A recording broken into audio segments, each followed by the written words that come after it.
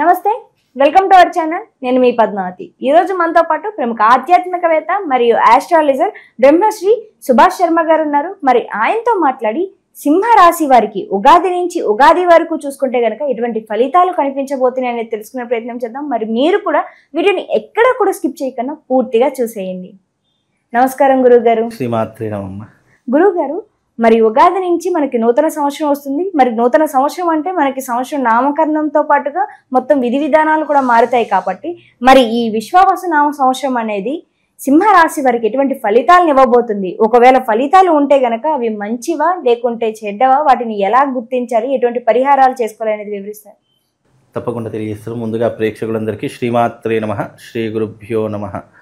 ముందుగా వీక్షిస్తున్నటువంటి ప్రేక్షకులందరికీ కూడా నూతన సంవత్సర విశ్వవసునామ సంవత్సర ఉగాది శుభాకాంక్షలు తెలియజేసుకుంటూ గోచార ఫలితాలు అనేటటువంటి ప్రతి మనిషి జీవితంలో శుభాన్ని లాభాన్ని కలిగించాలని కోరుకుంటూ ఇక గోచార ఫలితాల్లోకి వెళితే సింహరాశి వారి యొక్క ఫలితాలు.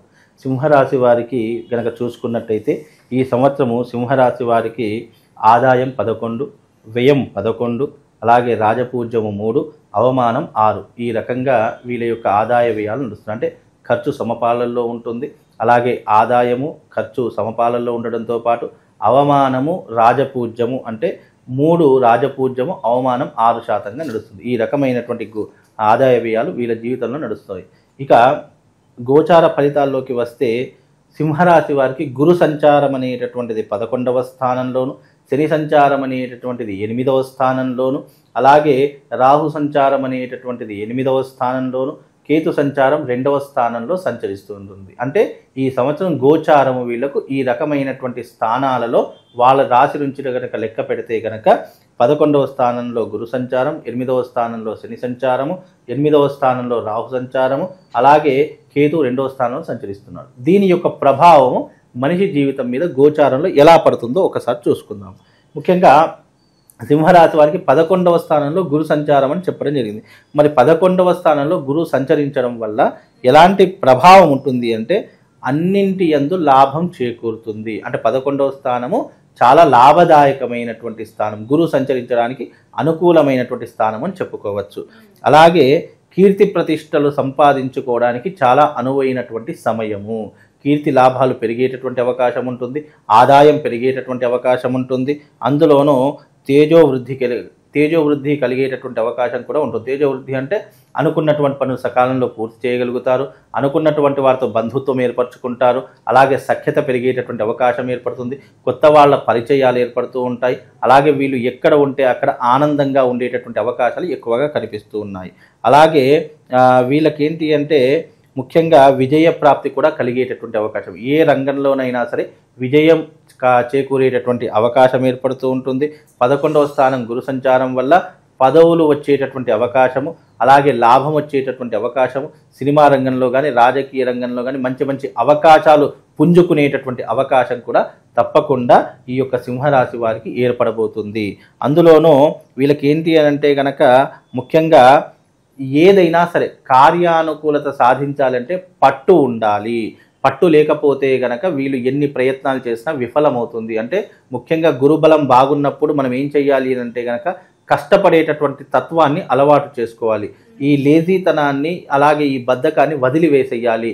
ఎందుకు అనంటే గనక ముఖ్యంగా జీవితంలో 99 పొరపాట్లు మనం చేసి ఆ పొరపాట్లన్నీ కూడా భగవంతుని మీద నెట్టేస్తాం. ముఖ్యంగా ఎప్పుడైనా గమనించండి, అయ్యో భగవంతుడు నా నుదుటి రాత ఇలా రాశావు, అయ్యో భగవంతుడు నాకు ఇలాంటి భర్తనిచ్చావు, అయ్యో భగవంతుడు నాకు ఇన్ని కష్టాలు ఇచ్చావు అని చెప్పి భగవంతుని నిందిస్తూ ఉంటాం. ఎందుకైనా ఎప్పుడైనా గుర్తుపెట్టు, గోచార ఫలితాల్లో మనకు ప్లానటరీ పొజిషన్ బాగా ఉంది అని అనుకున్నప్పుడు మానవ ప్రయత్నంగా మనం ప్రతి ఒక్కటి ఆచరణ చేసేటటువంటి పద్ధతులు అలవాటు చేసుకుంటే ఫలితాలు అనేటువంటి తొందరగా రావడానికి గోచార ఫలితాలు మనకు ఉపయోగపడతాయని అర్థం చేసుకోవాలి. ఈ రకంగా 11వ స్థానంలో గురు సంచారము అదృష్టాన్ని లాభాన్ని సింహరాశి వారికి కలగజేస్తుంది. కానీ ఇక్కడ ఏమవుతుంది, వీళ్ళకు అష్టమ శని అనేటటువంటిది కూడా ప్రారంభమవుతుంది. ముఖ్యంగా ఈ యొక్క సింహరాశి వారికి అష్టమ శని వల్ల ఎలాంటి ఇబ్బందులు కలుగుతాయి? గురువు వీళ్ళకు బాగున్నప్పటికీ కూడా 8వ స్థానంలో శని సంచారం వల్ల ఎలాంటి ఇబ్బందులు కలుగుతాయో తెలుసుకుందాం. ముఖ్యంగా 8వ ఇంట శని ఉండడం కారణం చేత దీనిని అష్టమ శని అని పిలుస్తాం మనం.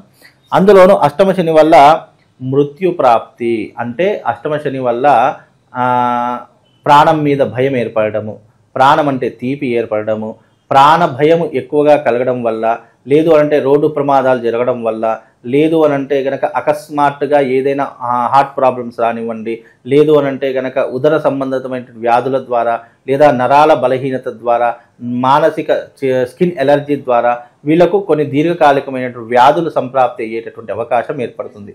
ప్రాణభయం విపరీతంగా పెరిగిపోతుంది. అలాగే ముఖ్యంగా ఆపదలు అనేటటువంటివి ఎక్కువగా వస్తూ ఉంటాయి. అంటే చాలా మట్టుకు హ్యాపీగా ఉంటాం, అనుకోనటువంటి ఆపద మన యొక్క హ్యాపీనెస్ని సాడ్నెస్గా మార్చేస్తూ ఉంటుంది. అలాగే వీళ్ళకు ముఖ్యంగా బంధువులతో కానీ, స్వజనులతో కానీ, అయిన వాళ్ళతో కానీ శత్రుత్వం ఏర్పడేటటువంటి అవకాశం ఏర్పడుతుంది. కనుక సింహరాశి వారు వీలైనంత వరకు అయిన వాళ్ళతో కానీ, బంధువులతో కానీ చాలా జాగ్రత్తగా ఉండేటటువంటి ప్రయత్నం ఏర్పరచుకోవాలి. అలాగే ద్వేషాలు పెరిగిపోతాయి, నేరారోపణలు పెరిగిపోతాయి. అంటే ఏమీ చేయకుండానే, ఏమీ తప్పులు చేయకుండానే వీళ్ళ మీద దుమ్మెత్తిపోయడము, లేదా చాడీలు చెప్పడము, లేదు అంటే వీళ్ళు చేయనటువంటి తప్పుని స్ప్రెడ్ చేసేయడము, ఇలాంటివి ఎక్కువగా జరుగుతూ ఉంటాయి. అంటే చేయనటువంటి తప్పుకి కూడా ఒక్కొక్కసారి మనము శిక్షణ అనుభవించవలసినటువంటి పరిస్థితులు ఏర్పడుతూ ఉంటాయి. అలాగే ముఖ్యంగా 8వ స్థానంలో శని సంచారం వల్ల వీళ్ళకు రోగాలు, అలాగే ఆరోగ్య సంబంధమైనటువంటి ఇబ్బందులు పెరిగిపోతూ ఉంటాయి.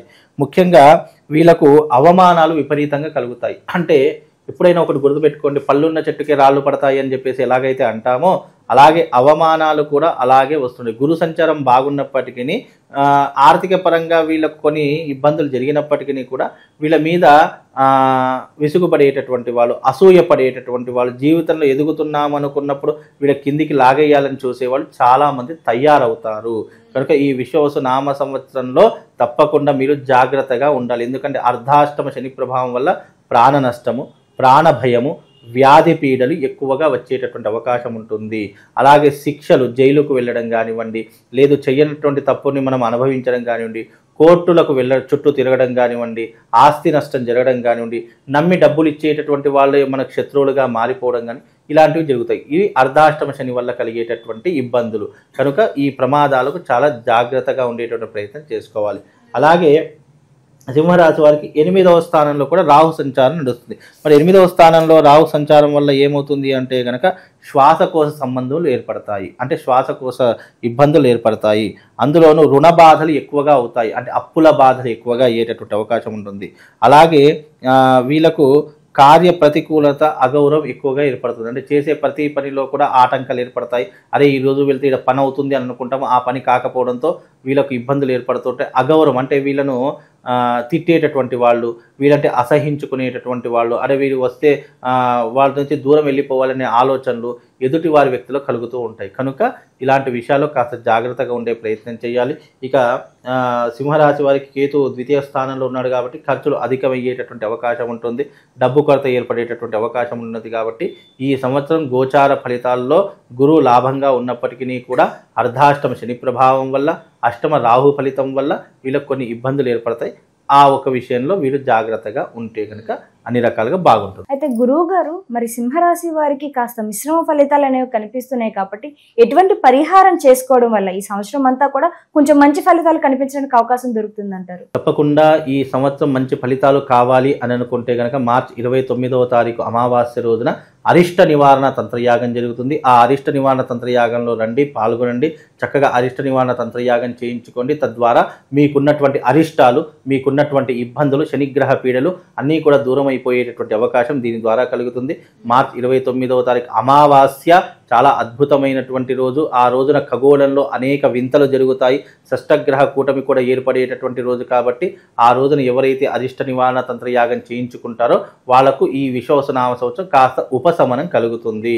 అంటే ఇది క్రోధినామ సంవత్సరంలో జరిగినప్పటికీ కూడా ఈ సంవత్సరం జరిగేటటువంటి విశ్వవసునామ సంవత్సరం రాబోయేది తెల్లారితే విశ్వవసునామ సంవత్సరం కాబట్టి ఈ శనివారము అమావాస్య రోజున జరిగే అరిష్ట నివారణ తంత్రంలో పాల్గొంటే గనక తప్పకుండా శనిగ్రహ పీడలు కానివ్వండి, వానకున్నటువంటి అరిష్టాలు కానివ్వండి, కుటుంబంలో ఇబ్బందులు కానివ్వండి తొలగిపోయేటటువంటి అవకాశం ఉంటుంది. ఇది బాసర జ్ఞాన సరస్వతి దేవస్థానం నందు గోదావరి తీరంలో నిర్వహించడం జరుగుతుంది. కాబట్టి తప్పకుండా రండి. ముందుగా రావాలంటే రిజిస్ట్రేషన్ చేసుకొని తప్పకుండా మీ పేరు నమోదు చేసుకొని వస్తే గనక తప్పకుండా వాళ్లకు ఈ సంవత్సరము కాస్త ఉపశమనంతో పాటు మంచి భవిష్యత్తు కూడా ఏర్పడేటటువంటి అవకాశం దీని ద్వారా కలుగుతుందమ్మా. ఇక ప్రతి ఒక్క రాశి వాళ్ళు, ఈ రాశి వాళ్ళు ఎవరైతే ఉన్నారో తప్పకుండా ఈ సంవత్సరము శిష్టగ్రహ కూటమి ప్రతి ఒక్క రాశుల మీద ప్రభావం చూపించేటటువంటి అవకాశం ఏర్పడుతుంది. కనుక ఈ సంవత్సరము గోదావరి క్షేత్రమునందు బాసర జ్ఞాన సరస్వతి దేవస్థానమునందు గంగా తీరమునందు అరిష్ట నివారణ తంత్రయాగం చేయిస్తున్నాము.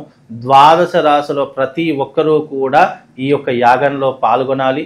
రాబోయేటటువంటి షష్టగ్రహ కూటమి కొన్ని గ్రహాలకు, అలాగే గ్రహాలలో జరిగేటటువంటి వింతలకు, అలాగే మార్పులకు, ప్లానెటరీ పొజిషన్లో జరిగేటటువంటి కొన్ని గ్రహ సంచారం యొక్క మార్పు ప్రతి ఒక్క రాశి దాని మీద ప్రభావం చూపించేటటువంటి అవకాశం ఏర్పడుతుంది. కనుక ప్రతి ఒక్కరికి కూడా ఈ సంవత్సరం విశ్వసునామ సంవత్సరము ఆనందంగా ఉండాలనుకున్నా, అలాగే చేసే వృత్తి వ్యాపారాదుల్లో లాభం చేకూరాలనుకున్నా ఈ సంవత్సరం జరిగేటటువంటి ఈ యొక్క అరిష్ట నివారణ తంత్ర యాగంలో పాల్గొనండి. ఈ యాగము తేదీ 29వ తారీఖు రోజున ఉదయం 10 గంటలకు బాసర క్షేత్రం నందు గోదావరి క్షేత్రం నందు ఈ యాగము సామూహికంగా నిర్వహిస్తున్నాము. అందరూ రండి, ఈ యాగంలో పాల్గొని ఈ విశ్వసునామ సంవత్సరంలో ఆనందంగా సుఖంగా ఉండేలా మీ జీవితాన్ని మలుచుకోండి. శ్రీమాత్రే నమః. శ్రీ గురుభ్యో నమః.